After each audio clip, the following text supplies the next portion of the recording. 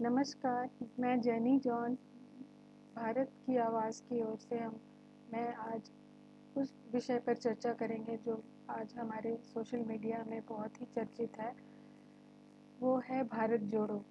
राहुल गांधी की भारत जोड़ो यात्रा शुरू होने के बाद आज के हमारे बड़े-बड़े पत्रकार जो सोशल मीडिया में हमेशा उपस्थित रहते हैं, प्रधानमंत्री को के किए गए कार्यों को बहुत ज़्यादा ही याद किया जा रहा है। ये बड़े-बड़े पत्रकार वही हैं जो जिनके शब्दों के वज़न जो भारत के हमारे किसी भी मामले को खोल कर रख देता है लोगों के सामने और उनका और दूध का दूध और पानी का पानी हो जाता है। ये वही पत्रकार हैं और भारत जोड़ो यात्रा क्यों मोदी जी के कामों का चिट्ठा खोल रहा है? ये क्या मोदी जी ने अपने कार्यकाल में भारत को जोड़ने की कोशिश में उनकी कमी रह गई है? ऐसा हम देखते हैं कि क्या मामला है जो राहुल गांधी के इस यात्रा से बहुत सी बातें हमारे नरेंद्र मोदी जो प्रधानमंत्री हैं उनकी बातें उठ रही हैं। पहली बात इसको हम बहुत गौर से देखेंगे कि पहली बात ये है कि देश का जो माहौल आज तक भूले नहीं हैं लोग, जिसमें नरेंद्र मोदी और उनके जो पार्टी के लोगों ने देश को बांटने के लिए किया। जिस तरह से अंग्रेज़ों ने डिवाइड एंड रूल का अपना के चलन पर उन्होंने अपना देश को पर राज किया, तो मोदी सरकार भी ऐसे ही नज़र आ रही है कि डिवाइड एंड रूल को भारत को तोड़ने के लिए कि किस तरह से कई कदम उठाए और कई हथकंडे उन्होंने अपनाए हैं। तो पहली बात तो ये है कि हिंदू मुस्लिम के दंगे, हिंदू मुस्लिम दंगे में जो गुजरात के दंगे की सबसे पहले याद आ जाती है। उस समय भी मोदी जो नरेंद्र मोदी ही वही व्यक्ति हैं जो उस समय वहाँ पे उनकी सरकार थी और वो वहाँ पे चीफ मिनिस्टर थे और उन्होंने इजाज़त दी थी कि 3 दिन तक जो भी करना है कर लो। उसके बाद और सचमुच में 3 दिन के बाद ही फिर वहाँ की सरकार जो मोदी सरकार थी वो उन्होंने एक्शन लिया। लेकिन 3 दिन के अंदर जो मुसलमानों की दिल दहला देने वाली हत्याएं हुई और जो हिंदू थे जिसमें कि आरएसएस के लोग और दूसरे हिंदू विश्व परिषद के लोग थे, वो लोग उन लोगों ने जो तहलका मचाया और जो हत्याएं की हैं आज भी लोग भूले नहीं हैं इन बातों को। ये वही व्यक्ति हैं जिन्होंने उस घटना पर भी कभी अफसोस व्यक्त नहीं किया और क्योंकि मुस्लिम कौम से इनकी नफ़रत कई बार हमें नज़र आई है और वो लगातार करते रहे हैं और प्रधानमंत्री बनते ही देश में उन्होंने भगवाधारी कपड़ों और हरे रंग के कपड़ों की को अलग कर दिया और उन्होंने ये एक बार स्टेटमेंट भी उन्होंने दिया था कि कपड़ों से पहचानने के लिए लोगों को आखिर ये कपड़ों से किन लोगों को पहचानने की बात कर रहे थे। एक ख़ास किस्म की कौम जो कपड़ों से ही पहचानने की बात कर रहे थे जिनके लिए प्रधानमंत्री नरेंद्र मोदी ने उकसाने का काम किया नफ़रत को जिनके लिए उन्होंने कहा कि कपड़े से पहचानो यानी उस ख़ास कौम को उकसाने के लिए उन्होंने काम किया, लोगों को उकसाया और हिंदू मुस्लिम के बीच में इस तरह से बंटवारा करने का कई कदम उठाए और उकसाने में सफल भी हुए, जिसका नतीजा मैंने आपको आगे बताऊंगी कि क्या हुआ उसका नतीजा। उसका नतीजा यही हुआ जो लोग थे, एक वो अब जो हिंदू लोग थे उन्होंने एक घटना तो ऐसी घटी कि मुसलमान बच्चा जो शाम के वक्त काम से लौट रहा था और उसे पकड़ लिया गया और उसे ज़बरदस्ती राम का नाम कहने के लिए बोला जा रहा था और उसे पीट कर अंत में उसने अपना दम तोड़ दिया।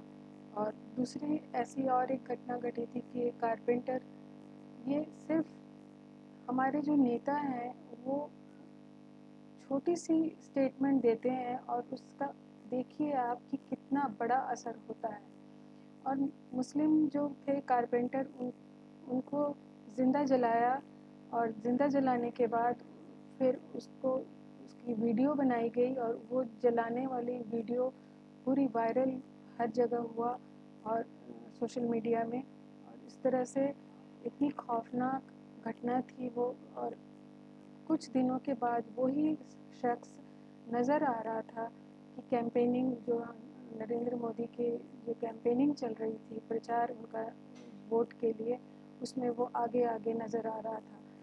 तो हत्यारों की अदालत इन लोगों को की दौड़ ना लगाने की सुविधा सहूलियत मोदी सरकार ने दे रखी है कि आप अगर हत्याएं उन जो कपड़े से पहचाने जाते हैं जो लोग, उनकी अगर हत्याएं भी आप करते हैं तो बेखौफ आप कर सकते हैं, और उसके लिए आपको सुरक्षा भी दी जाएगी। क्योंकि जब एक मुस्लिम यूनिवर्सिटी में, आपको याद होगा, क्योंकि लोग कभी भूले नहीं हैं, ये मोदी सरकार में ये घटनाएं घटी हैं कि मुस्लिम यूनिवर्सिटी में भी दंगा किया गया और कराया गया।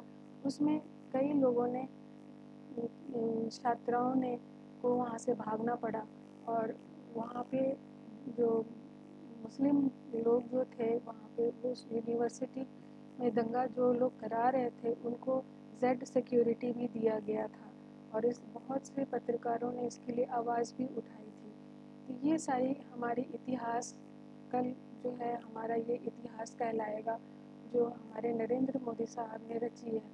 और इसमें जो हिंदू मुस्लिम का जो बंटवारा हुआ, और हिंदू उसके साथ ही दूसरी घटना भी है बंटवारे में, हिस्से में आता है कि पुलवामा अटैक में जो एक तरफ 40 जो हमारे 40 देश के रक्षक हैं वो मारे गए, उनके लिए कोई जांच नहीं की गई कि किस तरह हुआ।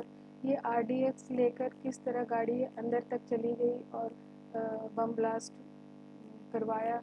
ये बहुत ही अजीब लगता है सोचकर कि हमारे देश में हमारी सुरक्षा जो हमारी सुरक्षा कर रहे हैं वो खुद सुरक्षित नहीं है।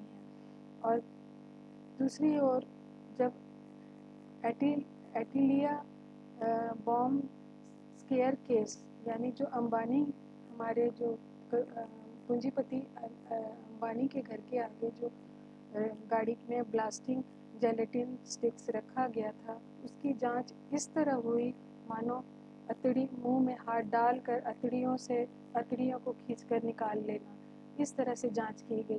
तो ये भेदभाव और ये बंटवारा इस तरह हो रही है जो लोगों को आज समझ नहीं आ रहा है कि ये किस तरह से लोगों के दिमाग को, सोच को में विभाजित कर रहे हैं। और भारत को बांटने के हथकंडे का इस्तेमाल और भी किए गए हैं। दलितों को ले लीजिए, दलितों की हत्याएं हुई, दलित लड़की की हत्याएं जो रातों में उसे जला दिया गया, और उसके घर वालों को भी उसकी जो लाश थी घर भी नहीं लाने दिया गया। और या फिर दलितों को मार पीट किया गया, गाय के बहाने गाय की सुरक्षा के लिए कई मुस्लिम लोगों को मार दिया गया।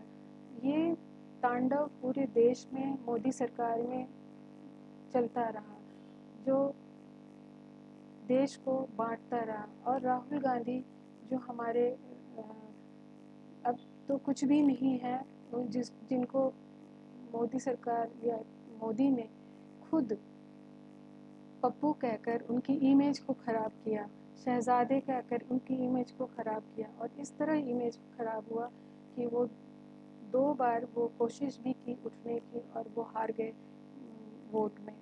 लेकिन आज उनकी जो यात्रा है, भारत जोड़ो यात्रा, सचमुच में इसकी बहुत ज़रूरत थी कि भारत को आज जोड़ने की ज़रूरत है। और क्योंकि लोगों की सोच बट चुकी है, और इसमें हम ये नहीं कह सकते कि कांग्रेस पार्टी को फिर से मजबूत बनाने के लिए राहुल गांधी ने ऐसा किया होगा, क्योंकि कांग्रेस पार्टी सचमुच में बिल्कुल निरस्त हो चुकी है। ये हमें मानने से इनकार नहीं करना चाहिए, क्योंकि उनके खुद के अंदर ही जो प्रेसिडेंट को लेकर अपने परिवारवाद को लेकर जो वहाँ पे कांग्रेस के अंदर हलचल मचा हुआ था, आज वो भी बात थी जिसकी वजह से वो आपस में बटे हुए थे, उनकी सोच में बंटवारा था।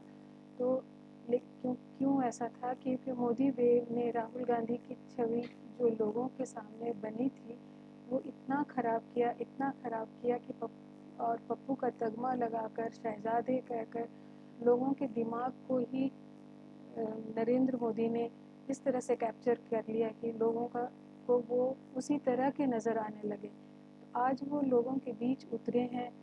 भारत जोड़ो यात्रा के ज़रिए उन लोगों को भी मौका मिल रहा है कि राहुल गांधी को करीब से जाने, और इसका मुख्य क्योंकि उनका जो तगमा लगा था पप्पू का, उसका बहुत ज़्यादा ही भुगतान करना पड़ा।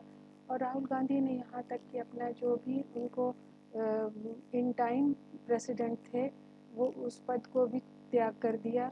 और उसके बाद क्योंकि कांग्रेस उसके बाद वो एकदम ज़ीरो हो चुका था, और उसका फिर से उठना शायद बहुत ही मुश्किल है। ये हमको इनकार नहीं करना चाहिए। सचमुच में कांग्रेस कभी फिर से आएगी ऐसा सोच भी नहीं सकता था कोई। मल्लिकार्जुन खारगे को कांग्रेस का नया प्रेसिडेंट बनाकर उन्होंने ये परिवारवाद परंपरा को भी समाप्त किया। और इस तरह से जिस पर हमेशा नरेंद्र मोदी तंज कसा करते थे, अब किस पर तंज कसेंगे?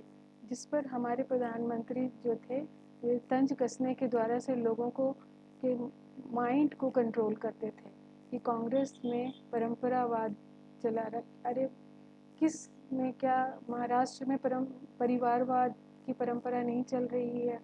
लेकिन इनको कांग्रेस के साथ बहुत ज़्यादा इन्होंने ये किया, तंज कसना और नामों को बिगाड़ कर बोलना, इस तरह से बहुत ज़्यादा किया। तो भारत जोड़ो यात्रा सिर्फ राहुल गांधी के लिए ही नहीं नई छवि बना रही है, बल्कि भारत के नागरिकों के बीच नई भावना को भी उत्पन्न कर रही है। धन्यवाद, बहुत बहुत थैंक यू आपको, आप सबों को। अगर आपको हमारा वीडियो ये अच्छा लगता है तो कृपया इसको सब्सक्राइब करें और बेल आइकन दबाना ना भूलें। धन्यवाद।